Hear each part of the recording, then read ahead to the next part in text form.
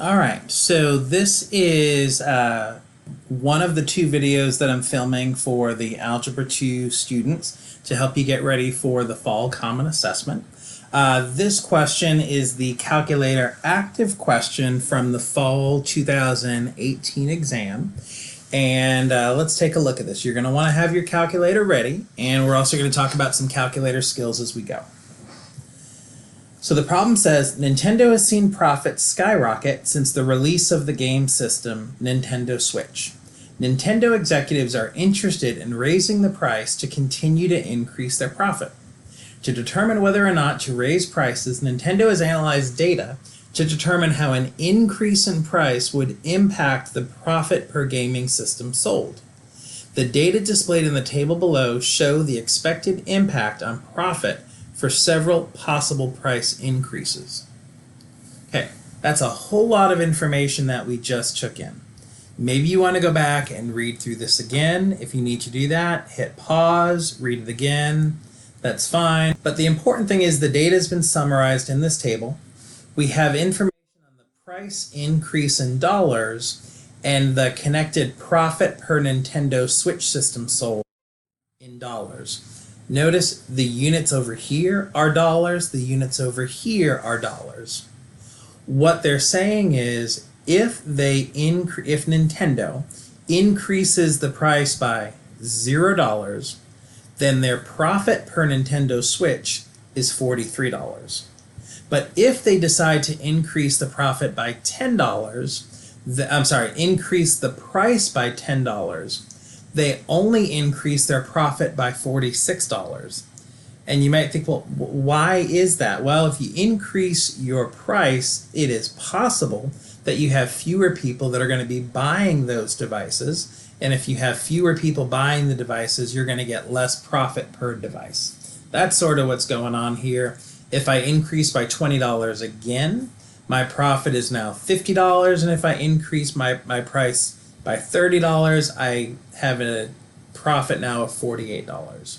So actually I'm seeing that like as I increase by more money, my profit increases a little bit, but then it starts to decrease. Okay. In part A, it says find the linear regression which can be used to model this data set. A linear regression, all that I need to do is put this data into my calculator and the calculator will do the work for me. These are skills that we've been working on in Algebra 1 and continue to work on in Algebra 2. So let's switch over to the calculator. Grab your calculator. I'm going to switch over to the calculator on my computer. And let me go to the home screen, which is where you should all be. And we're going to go over to the document side. This is where you do your regression. So I'm going to select 1.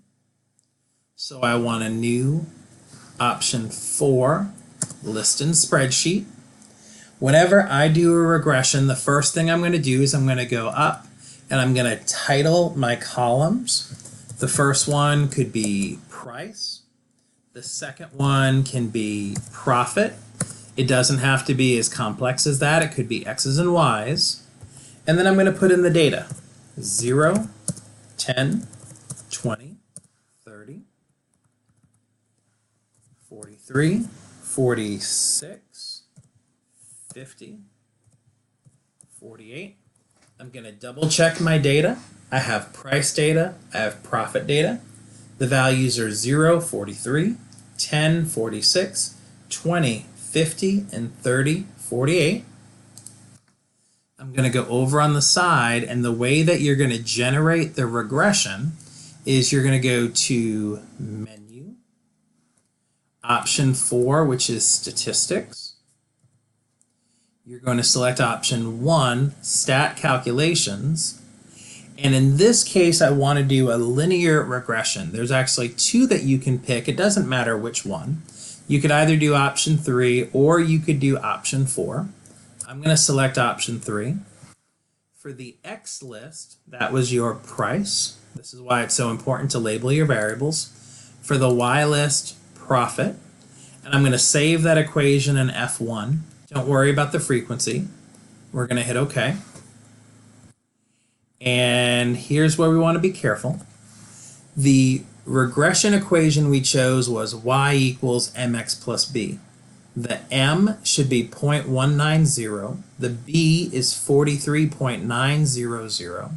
When I write my equation, so let me go back over to the paper. There we are. All that I need to do is write down the equation in y equals mx plus b form. That y is equal to, the m was 0.190. The b is 43.900. When it comes to your common assessment, when it comes to working with decimals, you want to make sure that your answers are always accurate to 3 places after the decimal. So I'm looking for the 0.190, I'm looking for the 0.900. That would earn you 1 point, which is hopefully a very straightforward, easy to earn point. Now we go on to part B, find the quadratic regression which can be used to model this data. Okay, well, we just did a linear regression. Let's go on back. It's the exact same data point, so I don't need to do anything differently here. All I'm going to do is find a different part of the screen. I'm going to go to Menu, Option 4. I'm going to go over to Option 1, Stat Calculations. This time it is a quadratic regression that I'm looking for. My X list is still price. My Y list is still profit.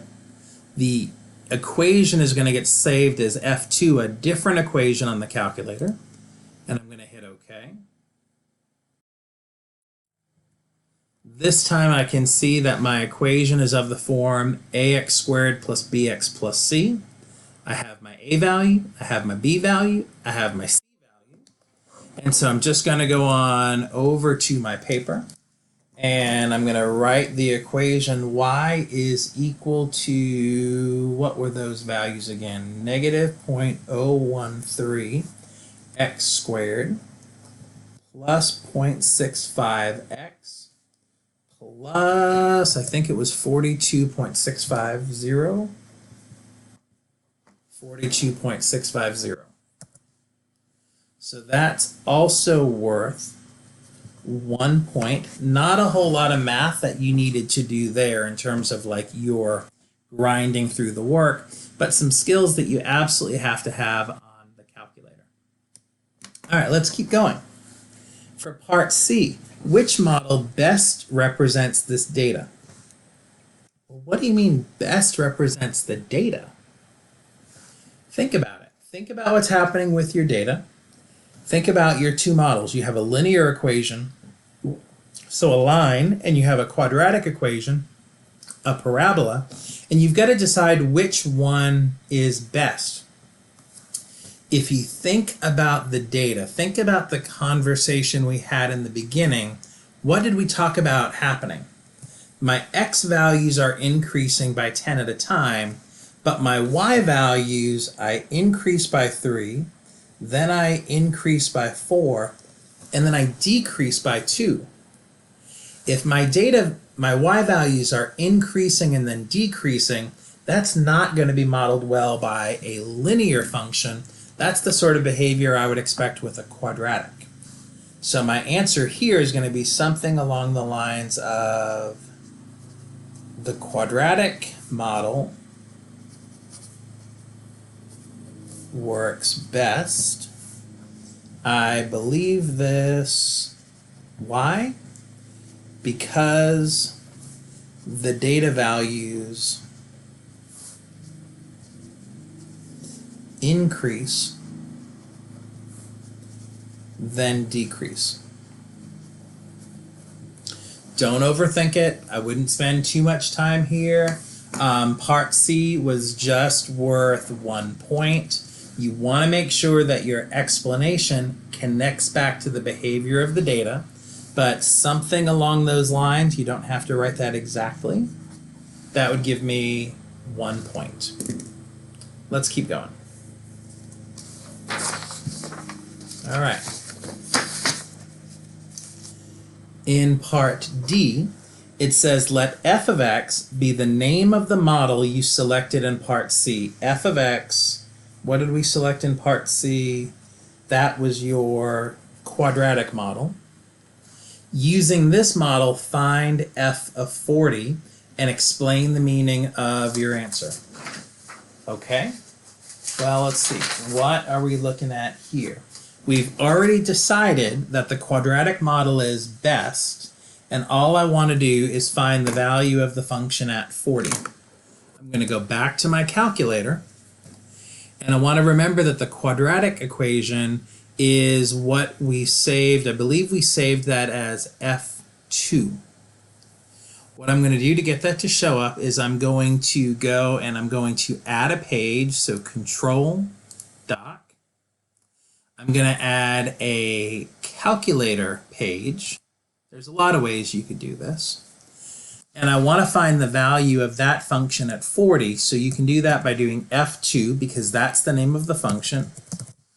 At 40, F2 of 40, hit enter, and you're going to get 45.250. Let's write that down and explain the meaning. Then I want to look at two other ways that you could find that same value.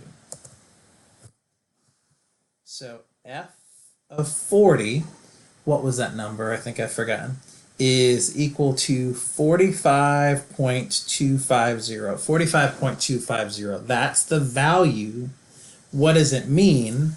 Remember that this 40 represents the price, and this guy over here represents your profit. So I'd say something like, if Nintendo increases the price by $40, well, what happens? If Nintendo increases the price by $40, their profit will be, the units are dollars, so you could say $45.25. So we awarded 1 point for the number, 1 point for the explanation, so that brings us to a total of 2 points.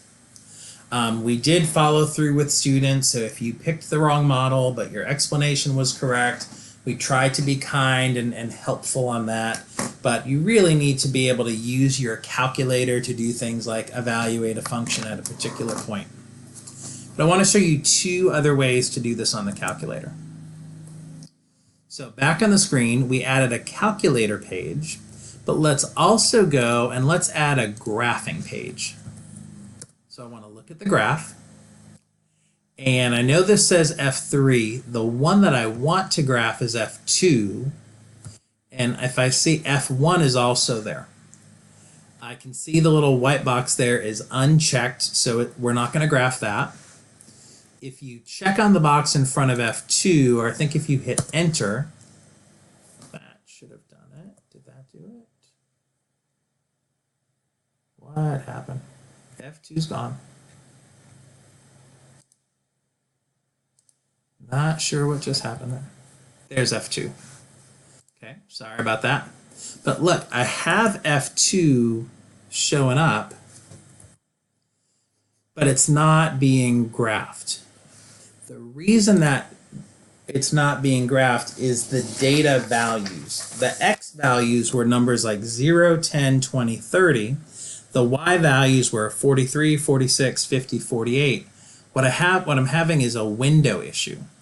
So I'm going to hit Menu, Window, which is option 4, Window Settings, which is option 1, and my X values are between 0 and 30. So how about let's get a little bit negative out to like 32. My Y values are 43, 46, 50, 48. My highest one is 50. So I want to get a little bit higher than 50, say 55. And there, that curve right there, that parabola represents my price on the x-axis, my profit on the y-axis. That's my graph. If you hit Menu and then Analyze Graph, Menu, then Trace, and you trace, my bad, graph trace, if you type in 40 and hit enter, your calculator will put you at the point where the x value is equal to 40, and hey, check it out, the y value is 45.250. If my selling price is increased by $40, my profit is now $45.25. That's great. That works. I want to show you one more way so that you really get the bang for the buck here. On the test, you don't need to do all the ways. You just need to know one way. I just want to make sure you have some options. So we're going to try another way. We're going to add a table. We're going to look at the table. To do that, select Control and then T for table. And now this will split your screen so you have the graph and you have a table. I want you to scroll down until you see an x value of 40. And then in this column, in the second column, you see the corresponding y value, the 45.250. Not bad. So you could get the 45.250 on the calculate screen, on the graph screen using the trace feature, or with the table. It all works. It's all great for me. Nice. All right, so let's get out of there. I need to show you how to get rid of the table.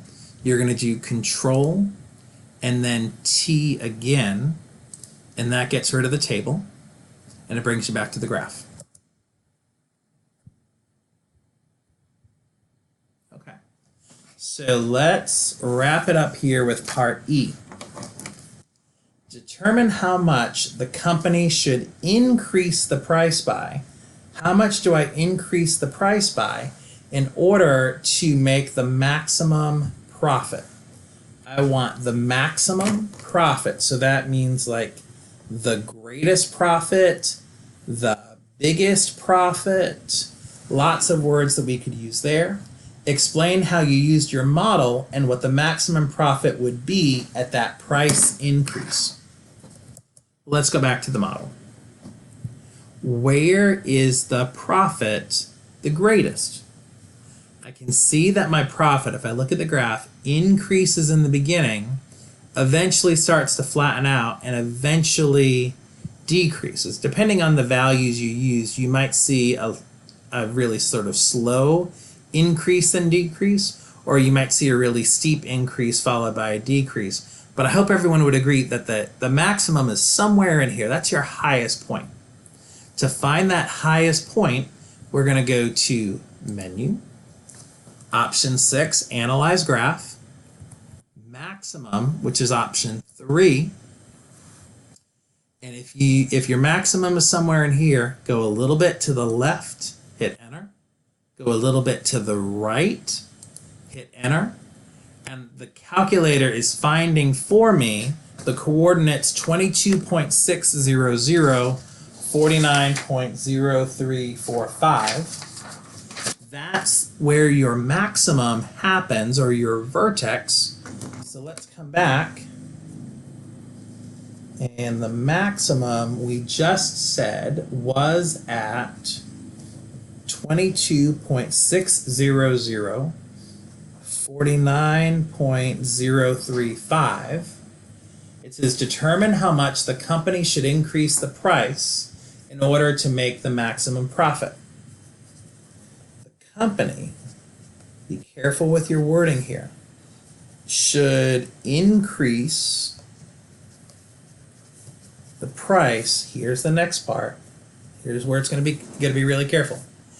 Are we recommending that you increase the price so that it becomes $22.60, or are you recommending that we increase the price by $22.60?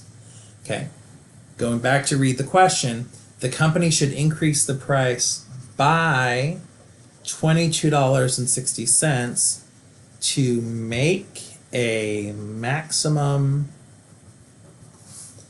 profit